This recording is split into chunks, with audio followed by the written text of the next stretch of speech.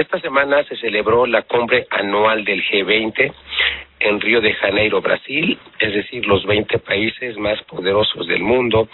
Y los temas que se discutieron este año fueron, entre otros, la lucha contra el hambre y la pobreza, la desigualdad social, el cambio climático y el uso de la inteligencia artificial. En ese marco se pretende lanzar la Alianza Global contra el Hambre y la Pobreza. Incluso se propuso lanzar un impuesto del 2% a cargo de los más ricos del mundo para más o menos redistribuir la riqueza.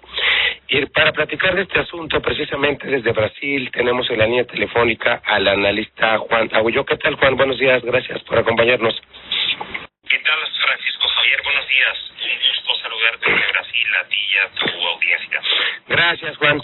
Quiero preguntarte en términos generales, ¿cuáles son tus impresiones sobre esta última cumbre del G20? Bueno, para el momento que viven las relaciones internacionales, en realidad fue muy buena cumbre.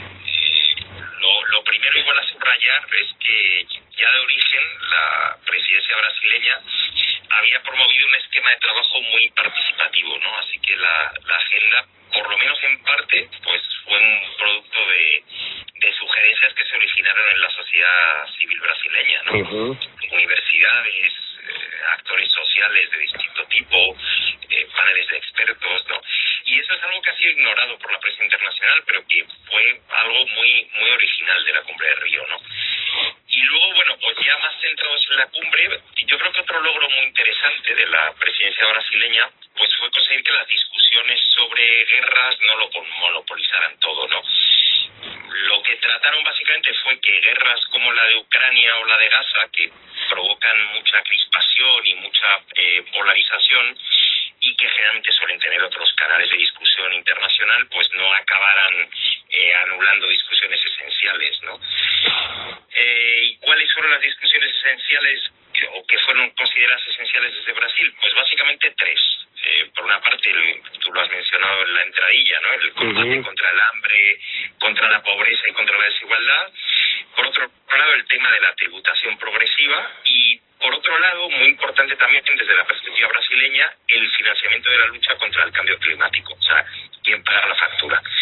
Y luego, bueno, pues más allá de esos tres temas, pues habló de muchas otras cosas, ¿no? Algunas más retóricas, de esas que siempre se menciona, pero al final nunca se hace gran cosa, y otras novedosas que lograron colar en la agenda, ¿no? Quizá el tema de la deuda externa, ¿no? Que es un problemón a nivel internacional, o el de la inteligencia artificial que también mencionaste ahora al darme entrada, ¿no? Uh-huh. Y en términos de acuerdos, bueno, pues lo más relevante fue que se creó una alianza global contra el hambre y la pobreza, que va a estar interesante, muy interesante ver en qué termina, porque Estados Unidos no forma parte y sin embargo China sí, y parece que va a apostar fuerte por ello. Luego el reconocimiento, bueno, también lo has mencionado, de que la tributación progresiva pues es la única manera de acabar con la desigualdad, tanto a escala social como global.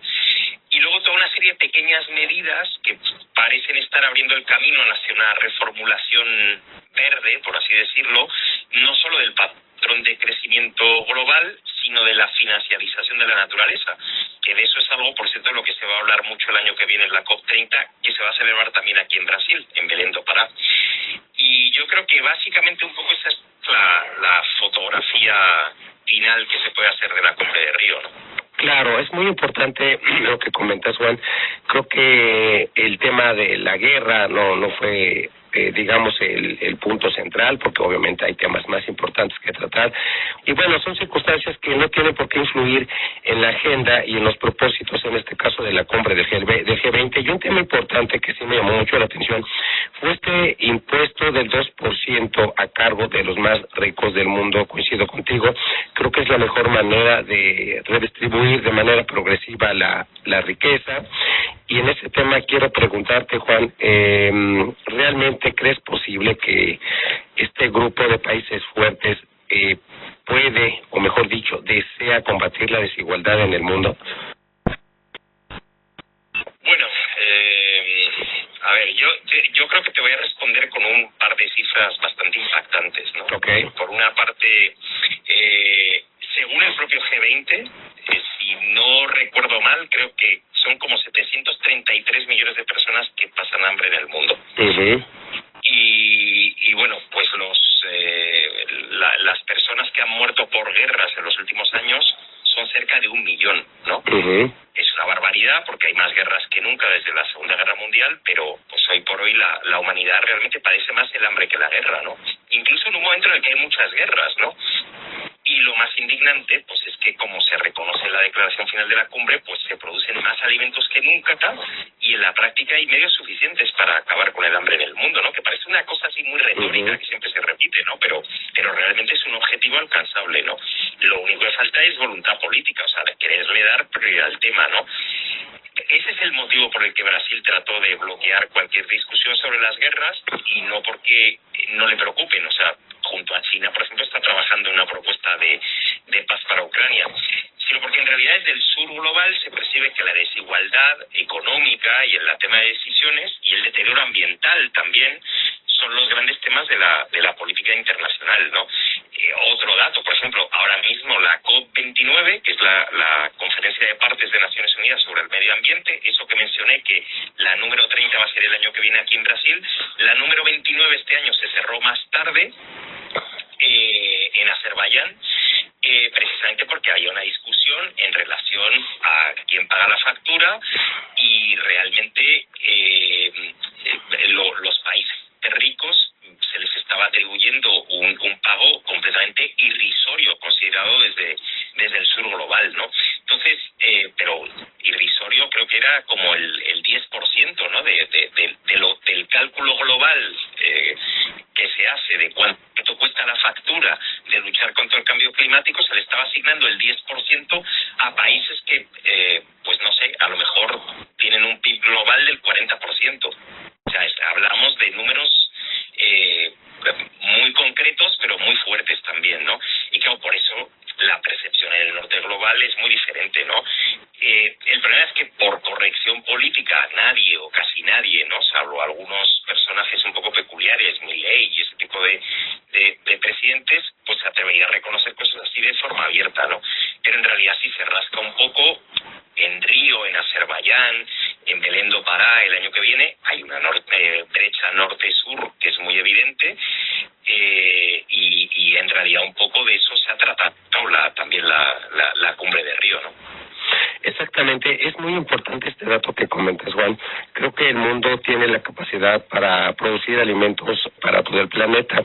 Sin embargo, se padece muchísima hambre. No hay el interés de combatir este problema como si lo hay para inyectarle dinero a los conflictos que tenemos vigentes en el mundo. Tú lo has comentado, del 45 para acá. Hay muchísimos y obviamente siempre lo hemos dicho en este segmento, hay quien gana con la guerra. Independientemente de las partes en conflicto, siempre habrá un tercero que saque provecho de la situación. Entonces, coincido, lo que hace falta es voluntad, es interés de combatir este problema, y me alegra saber que, según tu opinión, es un problema con solución. Simplemente, pues como decimos en México, hay que ponernos las pilas y ver la manera de, obviamente, que los alimentos en el mundo se produzcan y que lleguen a todos los rincones, los más alejados del mundo. Obviamente estamos hablando de África, de Medio Oriente, de zonas en conflicto que desgraciadamente pues se ven privados también de lo básico para subsistir, que es el caso también de Gaza, los migrantes latinoamericanos. En fin, son muchos factores, Juan, que sin duda el mundo debe ponderar para conseguir gradualmente pues una menor desigualdad social, que los niños, niñas y adolescentes pues tengan lo básico para subsistir, que actualmente resulta absurdo tomando en cuenta este antecedente que nos dices. Y bueno, Juan, México es un país que también forma parte de este grupo privilegiado. Formamos parte de somos uno de los países más fuertes del mundo, estamos dentro del top 20, y en el caso concreto de México quiero preguntarte, ¿cómo podemos beneficiarnos de los acuerdos formalizados en esta última cumbre del G20? Bueno, yo creo que la primera gran noticia es que México está un poco de vuelta, ¿no? En la arena internacional. O sea, no es que se hubiera ido, tampoco le había echado nadie, pero es verdad que con el presidente anterior la participación en este tipo de eventos se había reducido. Así es. Por lo menos a alto nivel, ¿no? Y por eso la participación de Claudia Sheinbaum en el G20 de Río fue muy importante, ¿no? Claro. El G20 es un foro clave en el que hay muchos del 80% del Producto Interno Bruto Mundial, ¿no? Uh-huh. Y bueno, pues a pesar de la brecha norte-sur de la que estábamos hablando, se toman grandes decisiones ahí dentro, se construyen consensos y bueno, muchas veces tener representación al más alto nivel ayuda. Por eso hay que estar, ¿no? Claro. A partir de ahí, bueno, ¿qué beneficios tiene o ha tenido para México o puede tener, a ver, que Claudia Sheinbaum no haya estado en la Cumbre de Río? Bueno, más que algo concreto hacia corto plazo, yo creo que lo más importante es el respaldo político, ¿no? Uh-huh. Por ejemplo, muchos de los acuerdos que se alcanzaron en la lucha contra la desigualdad o a favor de la tributación progresiva, yo entiendo que coinciden con las políticas que fueron implementadas por los gobiernos mexicanos, desde por lo menos López Obrador, ¿no? Uh-huh. Y ahora, por ejemplo, también ha habido una batería de iniciativas ambientalistas promovidas por Brasil que podrían ayudar a trazar un rumbo para países que como México pues acumulan muchos atrasos a ese nivel, ¿no? O sea, básicamente los 20 países más ricos del mundo han dicho que lo del medio ambiente y que lo del cambio climático hay que tomárselo muy en serio y muy rápidamente, y lo que han creado es un margen político, y a mí me parece que el gobierno mexicano pues debería aprovechar, ¿no?, la coyuntura para, sobre todo para fortalecer su agenda ambientalista, ¿no?, que es muy importante y que requiere también eso de un clima favorable, ¿no? Y creo que el G20 se lo ha proporcionado. Entonces ahora hay que asumir ese reto y hay que tomar el testigo e ir para adelante. Yo creo que eso sí puede ser muy muy beneficioso para México. Es correcto, Juan. Después de 6 años de, digamos, ausencia, de que nuestro representante de Estado no visitara otros países, regresa a México a esta cumbre, regresa a nuestro país a la arena internacional.